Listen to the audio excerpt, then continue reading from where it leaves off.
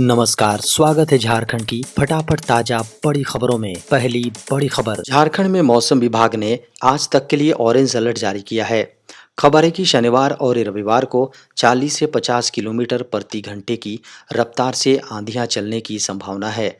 वहीं मेघ गर्जन व वज्रपात के साथ बारिश भी हो सकती है। बताया जा रहा है कि कहीं-कहीं ओलावृष्टि की संभावना है। इसके बाद 23 मार्च को 30 से 40 किलोमीटर प्रति घंटे की रफ्तार से आंधियां चलने का अनुमान है। वज्रपात का भी खतरा हो सकता है। 24 मार्च से फिर मौसम सामान्य होगा। झारखंड के पश्चिमी सिंहभूम से बड़ी खबर है। यहां चाईबासा सारंडा जंगल में शनिवार को सुरक्षा बलों द्वारा सर्च ऑपरेशन चलाया जा रहा था। इसी दौरान लगभग 2:30 बजे 2:45 में आईडी ब्लास्ट की घटना हुई। आईईडी की चपेट में आने से CRPF 193 BNK SI Sunil Kumar Mandal एवं पार्थ प्रतिम डे जख्मी हो गए। खबरों की माने तो प्राथमिक उपचार के बाद बेहतर इलाज के लिए दोनों घायलों को हेलीकॉप्टर से राजधानी रांची भेज दिया गया। झारखंड के मुख्यमंत्री हेमंत सोरेन ने यूनिसेफ के राउंड टेबल कार्यक्रम को संबोधित करते हुए कहा कि आज तरह तरह की बीमारियां तेजी से फैल रही हैं। ये बीमारियां कैसे और किन लोगों से फैल रही हैं, इसकी पूरी जानकारी होनी चाहिए। इसके लिए राज्य स्तर पर हेल्थ रिपोर्ट कार्ड बनाने पर विशेष जोर दिया जा रहा है, ताकि इन बीमारियों का सही तरीके से इलाज हो सके। सीएम हेमंत सोरेन ने कहा कि झारखंड में स्वास्थ्य सुविधाओं को आधुनिक और बेहतर बनाने के लिए हमारी सरकार लगातार काम कर रही है। झारखंड के कृषि पशुपालन एवं सहकारिता मंत्री शिल्पी नेहा तिर्की ने फसलों के नुकसान पर मुआवजा राशि भुगतान को लेकर झारखंड के आपदा प्रबंधन मंत्री डॉक्टर इरफान अंसारी से बातचीत की है।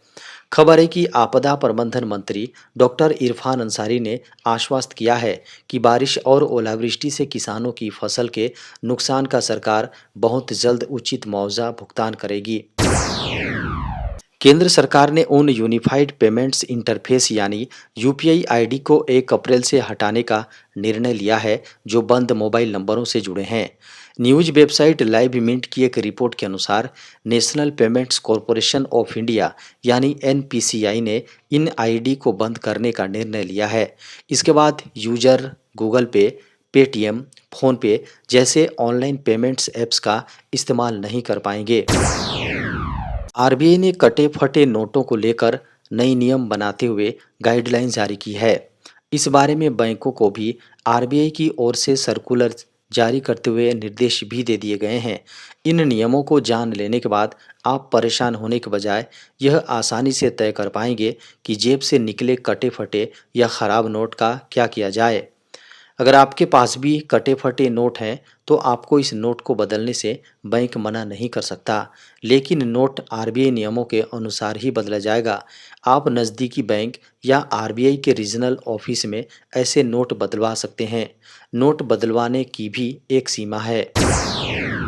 सिमडेगा की रहने वाली भारतीय राष्ट्रीय महिला हॉकी टीम की कप्तान सलीमा टेटे हाल ही में दिल्ली में प्रधानमंत्री नरेंद्र मोदी और न्यूजीलैंड के प्रधानमंत्री क्रिस्टोफर मार्क लक्सन के साथ दोपहर का लंच की। उनकी प्रसिद्धि ने 2021 के टोक्यो ओलंपिक में भी ध्यान आकर्षित किया, जब भारतीय महिला हॉकी टीम पहली बार सेमीफाइनल में पहुंची। हालांकि टीम कांस्य पदक से चूक गई, लेकिन प्रधानमंत्री मोदी ने टीम के हर खिलाड़ी की सराहना की, खासकर सलीमा के असाधारण प्रदर्शन को उजागर करते हुए कहा, सलीमा का तो क्या कहना। भारतीय प्रतिभूति एवं विनिमय बोर्ड सेबी ने कंपनियों द्वारा राइट्स इश्यू के जरिए जुटाए गए फंड्स के दुरुपयोग पर कड़ा रुख अपनाया है। विसल ब्लोअर्स की शिकायतों के आधार पर नियामक संस्था ने कई कंपनियों पर जांच शुरू की है, जहां प्रमोटरों पर आरोप है कि उन्होंने निवेशकों के पैसे को निर्धारित उद्देश्यों के बजाय निजी इस्तेमाल के लिए डायवर्ट कर दिया। खबरों की माने तो सेबी फिलहाल 4 से 5 कंपनियों की गतिविधियों की जांच कर रहा है और एक पैटर्न सामने आया है, जिसमें छोटी और निष्क्रिय कंपनियां राइट्स इश्यू के जरिए धन जुटाकर उसे निजी संपत्ति खरीदने या रिश्तेदारों को ट्रांसफर करने में इस्तेमाल कर रही हैं। झारखंड मुख्यमंत्री मैया सम्मान योजना के लिए सभी लाभुकों का वेरिफिकेशन शुरू हो चुका है। जिसके लिए सभी लाभुकों का ब्लॉक और पंचायत स्तर पर सत्यापन फॉर्म भरकर योग्य लाभुकों का पुनः चयन किया जा रहा है। यदि आप मुख्यमंत्री मैया सम्मान योजना के लाभुक हैं तो आपको भी यह फॉर्म भरना जरूरी है, नहीं तो आपका नाम इस योजना से काट दिया जाएगा और आपको मैया सम्मान योजना की मिलने वाली राशि का फायदा नहीं मिलेगा। यह सत्यापन फॉर्म सभी लाभुकों के लिए जरूरी है, चाहे आपका पैसा आया है या फिर नहीं आया है। भारत में इंटरनेट डेटा खपत लगातार नए रिकॉर्ड बना रही है। 2024 में प्रति उपयोगकर्ता औसत मासिक डेटा खपत 27.5 जीबी तक जी हां पहुंच गई है, जो पिछले 5 वर्षों में 19.5% की चक्रवृद्धि वार्षिक वृद्धि दर CAGR को दर्शाती है। इस वृद्धि में 5G टेक्नोलॉजी और फिक्स्ड वायरलेस एक्सेस का बड़ा योगदान माना जा रहा है, जो आवासीय और व्यावसायिक दोनों क्षेत्रों में डेटा उपयोग को तेजी से बढ़ा रहा है। देश भर में तापमान तेजी से बढ़ रहा है। कई इलाकों में समय से पहले ही लू ने दस्तक दे दी है। प्रचंड गर्मी से लोगों की परेशानी में वृद्धि हुई है, लेकिन एसी, कूलर, फैंस और पावर कंपनियों के लिए ये फायदे का मौसम है। देश भर में तेजी से बढ़ रहे तापमान पर देश के कई इलाकों में समय से पहले लू ने दस्तक दे दी है। देश के 9 राज्यों में पारा 40 डिग्री सेल्सियस के पार निकल गया है। IMD की अगले सप्ताह से हीट वेव चलने की चेतावनी है। गर्मी के चलते पावर डिमांड बढ़ने का अनुमान है। अप्रैल में 229 गीगावाट पावर डिमांड संभव है। पिछले साल अप्रैल में 210 गीगावाट पावर डिमांड थी। बढ़ती गर्मी से एसी और कूलर मेकर्स को फायदा हो सकता है। 50 लाख से अधिक केंद्रीय कर्मचारियों और 65 लाख पेंशनर्स के लिए बड़ा अपडेट सामने आया है। दरअसल सरकारी कर्मचारी लंबे समय से महंगाई भत्ते यानी डियरेंस अलाउंस में वृद्धि का इंतजार कर रहे हैं।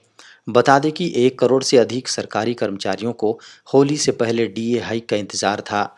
माना जा रहा था कि 12 मार्च को होने वाली कैबिनेट बैठक में इस पर फैसला होगा, लेकिन इस दिन भी DA हाइक पर कोई अपडेट सामने नहीं आया।